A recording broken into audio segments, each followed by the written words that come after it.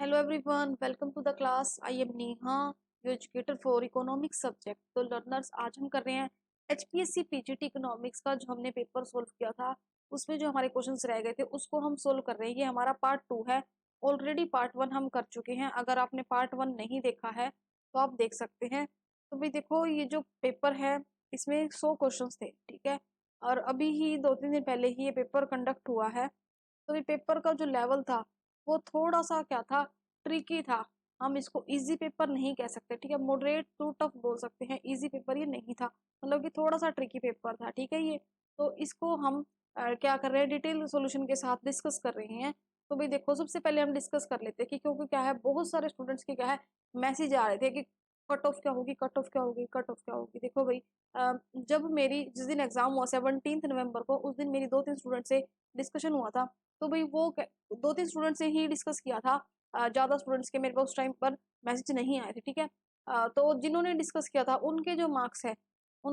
है वो 60 से 70 की रेंज में थे, ठीक है। तो आई थिंक, और एग्जाम मैंने उस टाइम पे एनालाइज किया नहीं था, तो आई थिंक ये एग्जाम है जो वो है कि अच्छा गया होगा सभी का। तो और ओवरऑल ठीक भी था एग्जाम, तो मुझे लगा कि एग्जाम की जो कट ऑफ इतनी होगी। बट जैसे जैसे क्या है स्टूडेंट्स के मैसेज आते गए तो मैं देखती गई कि जो ओवरऑल जो एवरेज है, जो स्कोर है ओवरऑल स्टूडेंट्स का जो रेशियो है वो 50 से 60 तक के जो स्टूडेंट्स हैं मार्क्स जिनके बन रहे हैं 50 से 60 के बीच में, क्या है, एक एवरेज स्कोर रहा है स्टूडेंट्स का, एक एवरेज स्कोर रहा है स्टूडेंट्स का। तो भाई देखो सबसे पहले मैं आपको बता दूं कि मैं ये कट ऑफ को कंफर्म नहीं कर रही हूँ। हम एक क्या है, एक आइडिया लगा सकते हैं, एक पॉइंट ऑफ व्यू रख सकते हैं, ठीक है। तो मैं इसको कंफर्मेशन नहीं दे रही हूँ। जो कंफर्मेशन है, जो फाइनल कट ऑफ है वो HPSC PGT जो हमारी कमीशन है, ठीक है, जो कमीशन है PGT का, यानी कि Haryana public service commission board है, वही फाइनल जो हमारी कट ऑफ है वही डिसाइड करेगा। बस क्या है, जो कट ऑफ है वो बहुत सारे फैक्टर्स पर डिपेंड करती है।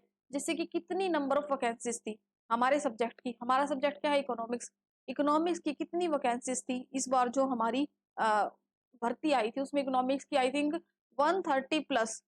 130 प्लस मे बी 132, मतलब कि मैं एक्यूरेट मुझे याद नहीं है, 132 के अप्रोक्स यहाँ पर पोस्ट थी, ठीक है। और जो कट ऑफ है वो किस पर डिपेंड करेगी, जो ऑब्टेन करेगा candidate highest marks in written exam, यानी कि जो आपका मेंस का एग्जाम होगा रिटन, उसमें जो जिस कैंडिडेट के हाईएस्ट मार्क होंगे उस पर भी क्या है कट ऑफ क्या होगी, डिपेंड करेगी। एवरेज परफॉर्मेंस क्या रही है स्टूडेंट्स की, यानी कि जो हमारा ये स्क्रीनिंग का टेस्ट हुआ था इसमें ओवरऑल जो स्टूडेंट्स का जो एवरेज परफॉर्मेंस है उन्होंने, उनको भी क्या है इसमें एग्जाम की जो ये कट ऑफ है ये भी अफेक्ट करती है। कैंडिडेट्स कैटेगरी तो भाई देखो क्या है, 132 या 130 प्लस जो है हमारी पोस्ट थी, ठीक है, उसमें से क्या है इनको क्या करते हैं, अब ये डिस्ट्रीब्यूट कर देते हैं कैटेगरी वाइज। जनरल्स में हो गए, OBC हो गई, उसमें EWS का सेक्शन भी हो गया, उसमें SC ST भी आ गए, उसमें फिजिकली जो पर्सन है हैंडीकैप उनको भी ले लेंगे ये, और जो फिर एक्स सर्विस मैन है उनको भी कंसिडर करेंगे, ठीक है। तो इसमें क्या है, इन इनको भी जब हम डिस्ट्रीब्यूट कर देते हैं तो ये भी क्या है जो हमारा फैक्टर है ये भी इसको क्या करता है, इन्फ्लुएंस करता है। नंबर ऑफ एप्लीकेंट्स, तो कितने नंबर ऑफ एप्लीकेंट्स ने एग्जाम दिया था ये भी उससे इफेक्ट करता है। Level of exam, difficulty level of exam भी देखो, अगर एग्जाम का लेवल बहुत हाई है तो मेन सिंपल सी बात है कि जो कट ऑफ है वो कम जाएगी, ठीक है। और एग्जाम का लेवल कम है, ठीक है, तो कट ऑफ में भी डिक्रीज, ठीक है। एग्जाम का लेवल जब अगर ज्यादा है तो कट ऑफ क्या होगी, डिक्रीज होगी, और एग्जाम का लेवल बिल्कुल ईजी था तो कट ऑफ हाई जाएगी। तो यहाँ पर क्या है, difficulty level of exam, exam का लेवल भी इस बात पर डिपेंड करता है। दूसरा एक इंपॉर्टेंट फैक्टर क्या है कि एग्जाम क्या था, मॉडरेट लेवल का ही ज्यादा था, ठीक है। और थोड़ा सा क्या था, एग्जाम ट्रिकी था, थोड़ा सा एग्जाम क्या था, ट्रिकी था। जो क्वेश्चंस थे वो थोड़ा सा घुमा फिरा कर पूछे हुए थे। और कितने शिफ्ट में, ये भी बहुत बड़ा एक फैक्टर है, कितनी शिफ्ट में एग्जाम हुआ था, ये एग्जाम सिर्फ सिंगल शिफ्ट में हुआ था, ठीक है। अगर जो एग्जाम कई सारी शिफ्ट में होता है, जैसे कि हम नेट का एग्जाम देखें इकोनॉमिक्स का, तो नेट का एग्जाम कई बार 2 शिफ्ट में हो जाता है। तो फिर क्या करते हैं, अगर एग्जाम 2 शिफ्ट में होता है तो डिफरेंट, कई बार क्या होता है एक शिफ्ट में एग्जाम ईजी आ जाता है और दूसरी शिफ्ट में जो एग्जाम होता है वो थोड़ा सा टफ आ जाता है, फिर उसको क्या करते हैं, नॉर्मलाइज कर देते हैं। तो यहाँ पर जो ये एग्जाम है HPSC PGT का, ये सिंगल शिफ्ट में हुआ था। तो इस बात को भी यहाँ पर ये ध्यान में रखते हैं। कितने कैंडिडेट ने एग्जाम दिया था, मतलब कि उस टाइम पर कितने कैंडिडेट थे प्रेजेंट थे एट दैट टाइम एग्जाम में, ये भी बहुत बड़ा रोल प्ले करता है। और भाई क्या है, एग्जाम में नेगेटिव मार्किंग थी, यस इस एग्जाम में नेगेटिव मार्किंग थी, और ये भी इसमें एक क्या करता है, एक रोल प्ले करता है कट ऑफ में। और दूसरा यहाँ पर इन्होंने एक और,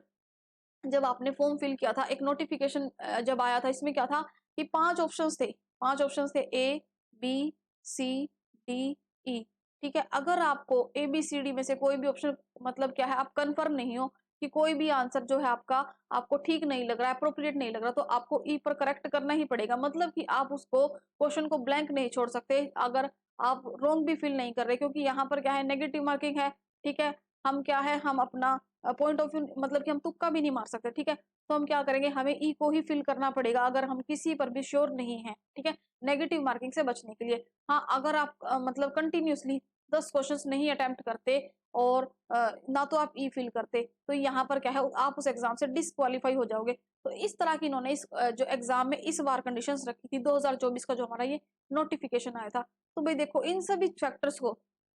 फैक्टर्स को ध्यान में रखते हुए जो ओवरऑल स्टूडेंट्स का परफॉर्मेंस है तो वो क्या है 50 से 60 के बीच में था। ठीक है, लास्ट ईयर की कट ऑफ 58 60 के लगभग गई थी। लास्ट ईयर की जो हमारी कट ऑफ है पीजीटी इकोनॉमिक्स की 58 से 60 के लगभग गई थी। ठीक है, जनरल की बात करें तो। और जो अभी भी का जो ओवरऑल एवरेज का स्कोर है मोस्ट ऑफ स्टूडेंट्स का, जितने जितने मेरे पास स्टूडेंट्स के क्या है मैसेज आ रहे हैं, तो उनका स्कोर क्या है इसी में ही वेरी कर रहा है। जिस दिन एग्जाम हुआ था सिर्फ 2-3 स्टूडेंट से ही बात हुई थी, तो उन्होंने कहा था कि एग्जाम उनका क्या है ओवरऑल ठीक हुआ था। ठीक है, तो उनका 60-70 का क्या था आइडिया था उनका। तो अभी क्या है जितने क्या क्यों क्या है देखो, ओवरऑल जितने स्टूडेंट्स का क्या होगा एवरेज होगा। ठीक है, ओवरऑल जितने स्टूडेंट्स का एवरेज होगा ये बहुत बड़ा फैक्टर होता है क्या कट ऑफ डिसाइड करने में। ठीक है, तो यहाँ पर क्या है ये ओवरऑल स्टूडेंट्स का क्या है एक एवरेज स्कोर रहा है, तो इसके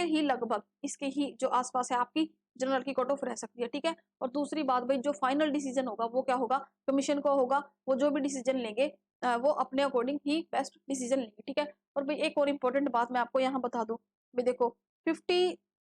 मैं यहाँ पर कोई कंफर्मेशन नहीं दे रही कि यही आपकी कट ऑफ होगी। ठीक है, बहुत सारे फैक्टर्स है जो मैंने आपसे क्या किए डिस्कस किए, जो यहाँ पर क्या है इस एग्जाम को की जो कट ऑफ है उसको डिक्लेयर करने में यानी कि उसको जो प्रिपेयर करने में क्या करते हैं इफेक्ट करते हैं। यहाँ पर क्या है अगर आपका स्कोर भाई आप कह रहे हो कि जिसका भी स्कोर 65 है वो कन्फर्म है, क्योंकि देखो भाई हम दूसरों की पॉइंट ऑफ व्यू को ना जज करते हुए या फिर दूसरों की बातों को ध्यान में रखते हुए, अब मेरा कोई और पॉइंट ऑफ व्यू है, किसी और का कुछ और पॉइंट ऑफ व्यू है, किसी और टीचर का कोई और पॉइंट ऑफ व्यू है। ठीक है, तो सभी के क्या है अलग अलग पॉइंट ऑफ व्यू है, अलग अलग वो क्या आपको कट ऑफ बताएंगे। ठीक है, तो भाई आप क्या होंगे इस टाइम पे कंफ्यूजन में होगी। भाई आपको कंफ्यूजन में नहीं होना है, आपको क्या करना है आप अपने आप को खुद एनालाइज करो। ठीक है, हम अपने आप के बेस्ट जज है, हम क्यों किसी दूसरे को ये पावर दे कि वो हमें जज करे या हम वो हमारे ऊपर या हमारे लिए वो डिसीजन करे या वो पॉइंट ऑफ व्यू रखे। तो भी आप खुद अपने आप को एनालाइज करो कि आपने किस लेवल पर प्रिपरेशन की थी, किस लेवल पर आपने एग्जाम दिया था, और आपका जो इंटरनल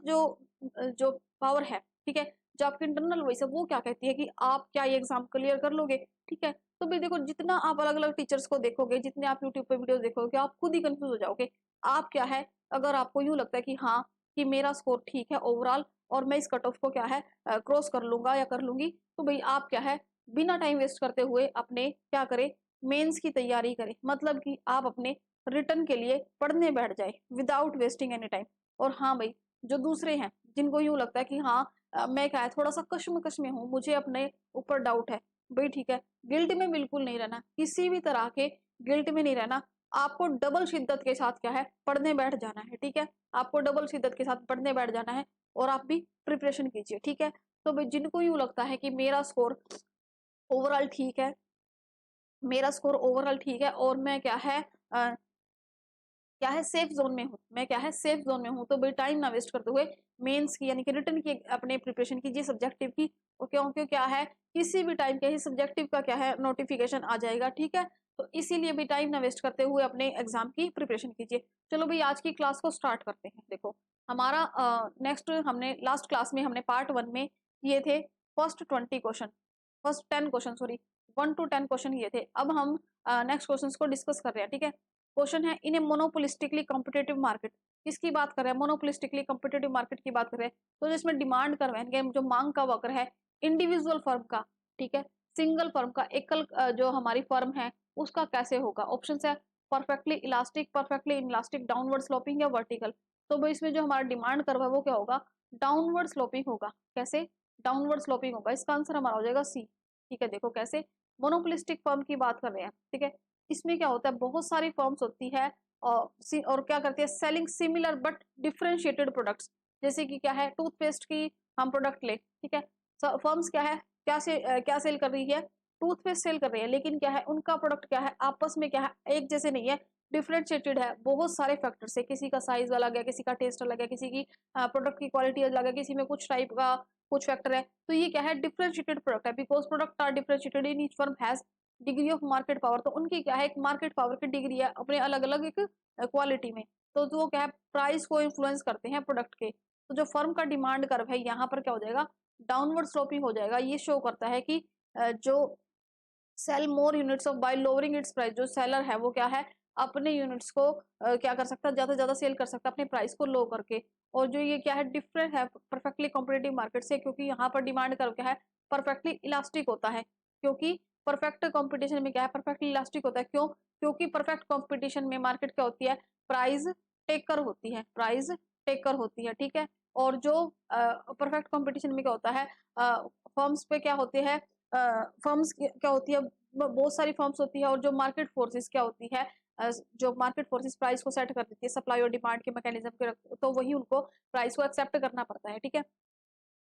नेक्स्ट क्वेश्चन है, which of the following is measured by Samuelson Holt formula, तो इनमें से कौन सा जो मेजर है उसको सैमुअल्सन होल्ट फॉर्मूला के द्वारा मेजर किया जाता है, consumer surplus, consumer equilibrium, marginal utility, elasticity of demand, तो भी देखो जो हमारा सैमुअल्सन का होल्ट फॉर्मूला है वो मेथड है किसके कैलकुलेट करने के लिए, प्राइस इलास्टिसिटी ऑफ डिमांड को, ठीक है, प्राइस इलास्टिसिटी ऑफ डिमांड को, which measure the responsiveness of quantity demanded to change in price, यानी कि जो क्वांटिटी डिमांड में चेंज आ रहा है, हमारी क्वांटिटी डिमांड में जो चेंज आ रहा है प्राइस की वजह से, तो उसके रिस्पॉन्सिवनेस को ये क्या करता है डिफाइन करता है, ठीक है, ये फॉर्मूला क्या है एक वेरिएशन में हेल्प करता है, assess how sensitive consumer are to price changes, मतलब कि कंज्यूमर क्या है, उपभोक्ता क्या है, कितना सेंसिटिव है प्राइस के चेंज होने से, ठीक है, तो ये क्या है सैमुअल्सन होल्ट फॉर्मूला किसको कैलकुलेट करने में हेल्प करता है, प्राइस इलास्टिसिटी ऑफ डिमांड को। नेक्स्ट क्वेश्चन है हमारा, inflation is a method of forced saving, जो इन्फ्लेशन है वो क्या है मेथड है किसका, फोर्स सेविंग का, किसको विच गिव राइज टू, ये किसको किसको वृद्धि करने में, राइज करने में, राइज टू लिखा हुआ है यहाँ पे, किसमें राइज करने में ये हेल्प करता है, ऑप्शन है poverty, social cost, induced investment, या पब्लिक डेब्ट, तो भी देखो ये किसको हेल्प करता है, इंड्यूस्ड इन्वेस्टमेंट को, देखो इन्फ्लेशन किससे क्या होता है, act as method of force saving, जब इन्फ्लेशन होता है तो इसका क्या होता है, इसका मेथड क्या होता है, ये किसको इन्फ्लुएंस करता है, फोर्स सेविंग को, और इससे क्या होता है purchasing power of money reduce, which reduce consumption in favour of saving, तो यहाँ पर क्या है परचेजिंग पावर क्या होती है, क्या होती है इफेक्ट होती है, जिससे क्या हो जाती है जो हमारी कंजम्पशन होती है और जो हमारी उपभोग शक्ति होती है वो कहते हैं रिड्यूस हो जाती है, उसमें कमी आ जाती है सेविंग के कंपैरेटिवली, तो सेविंग क्या होती है चैनल्ड इन इन्वेस्टमेंट, तो जो हमारी सेविंग होती है वही हमारी इन्वेस्टमेंट की तो चैनल के थ्रू हम इस पे वर्क करते हैं, मतलब कि जब हमारे पास सेविंग होगी तभी तो हम उसको कहीं ना कहीं इन्वेस्ट करेंगे, ठीक है, तो इससे क्या होगा इंड्यूस्ड इन्वेस्टमेंट को राइज करेगा क्या, इन्फ्लेशन। नेक्स्ट क्वेश्चन है, Leontief paradox was developed by challenging which theory of trade, तो भाई देखो ट्रेड का क्वेश्चन है, इंटरनेशनल ट्रेड की बात कर रहे हैं, ठीक है, इंटरनेशनल ट्रेड में हम जब लियोन्टिफ पैराडॉक्स पढ़ते हैं, लियोन्टिफ पैराडॉक्स की, तो ये क्या है हेक्सर-रोलिन थ्योरी को क्या करता है चैलेंज करता है, हेक्सर-रोलिन की जो थ्योरी है उसको ये चैलेंज करता है लियोन्टिफ पैराडॉक्स, ठीक है, तो इसका आंसर हो जाएगा ए, हेक्सर-रोलिन की थ्योरी को कौन चैलेंज करता है, Leontief paradox challenge Heckscher Ohlin theory by showing that US which has capital abundant, यानी कि जो यूएस कंट्री है वो क्या है कैपिटल अबंडेंट है, यानी कि पूंजी से प्रचुर मात्रा में क्या है देश है, और एक्सपोर्ट करता है वो लेबर इंटेंसिव गुड्स का, और क्या है वो निर्यात करता है लेबर इंटेंसिव गुड्स का instead of capital intensive good, capital intensive goods की जगह वो लेबर इंटेंसिव गुड्स को क्या करता है एक्सपोर्ट करता है। नेक्स्ट है, the term input term tax credit can be defined as, जो टर्म है इनपुट टैक्स क्रेडिट वो किससे डिफाइन की गई है, amount of tax for tax paid for inputs, inputs के लिए जो हमने टैक्स किया है पे किया है, tax assumption during the purchase of inputs, मतलब कि टैक्स को एग्जम्प्ट किया है during the purchase of inputs, input को परचेज करने के दौरान जो हमारा टैक्स एग्जम्पशन हुआ है, at the time of paying tax output you can reduce the tax you have already paid on inputs, मतलब कि टैक्स पे करते वक्त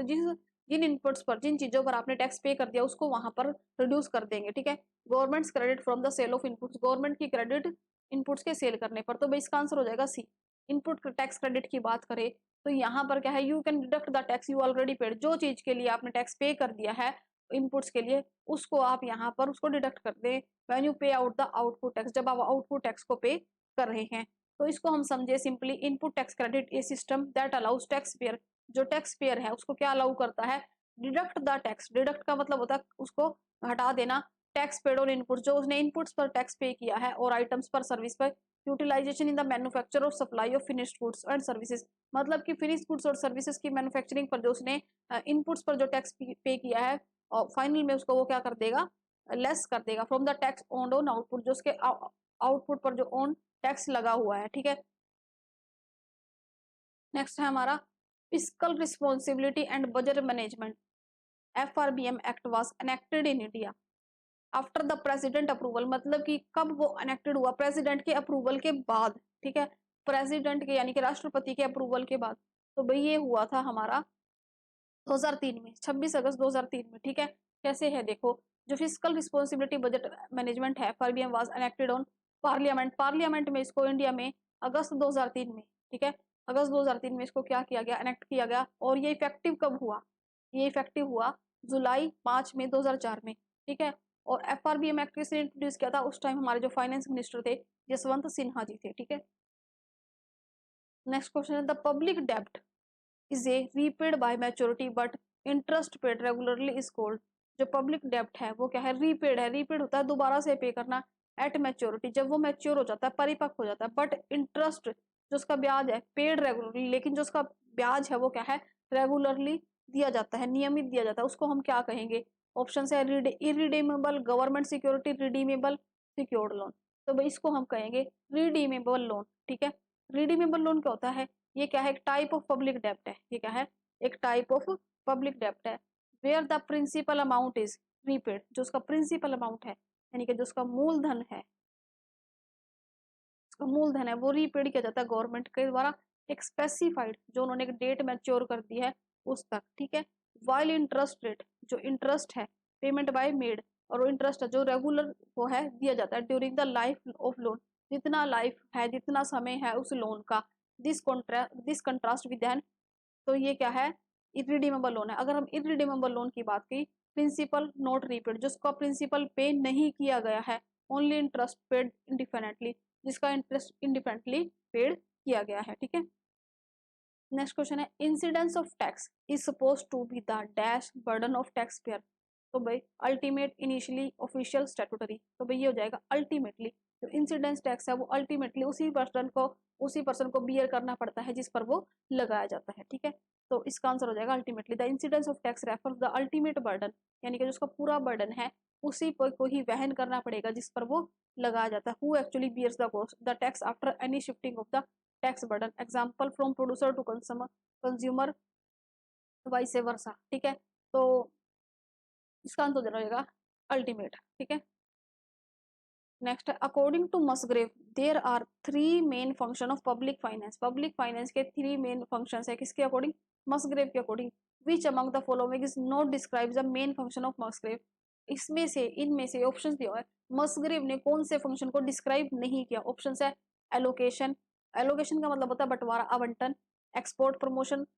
डिस्ट्रीब्यूशन, स्टेबलाइजेशन। तो भाई एक्सपोर्ट प्रमोशन को उसने यहाँ पर डिफाइन नहीं किया है, एक्सपोर्ट प्रमोशन को यहाँ पर उसने डिफाइन नहीं किया है, ये एक इंटरनेशनल इकोनॉमिक्स के टर्म है। और मसग्रेव ने क्या है पब्लिक फाइनेंस के बारे में अपने पॉइंट ऑफ व्यू रखे हैं, allocation function, distribution function, stabilization function, इन सभी के बारे में उसने डिस्कस किया है, लेकिन एक्सपोर्ट फंक्शन के बारे में उसने डिस्कस नहीं किया है। ठीक है, नेक्स्ट क्वेश्चन है a lump sum tax on producers, producers पर एक लंपसम टैक्स लगाया जाता है, more likely than to not shift the consumer, shift on consumer in the following market, तो जी ये किसी मार्केट में क्या है शिफ्ट नहीं कर रहा है, likely not to be shifted, shifted नहीं है ये कंज्यूमर्स पर, तो ये क्या होगा किस मार्केट में होगा, monopolistic, perfect competition, imperfect competition या मोनोपोली, तो भाई ये हो जाएगा किसमें, मोनोपोली में। मोनोपोली क्या होता है हमारा, एकाधिकारी बाजार,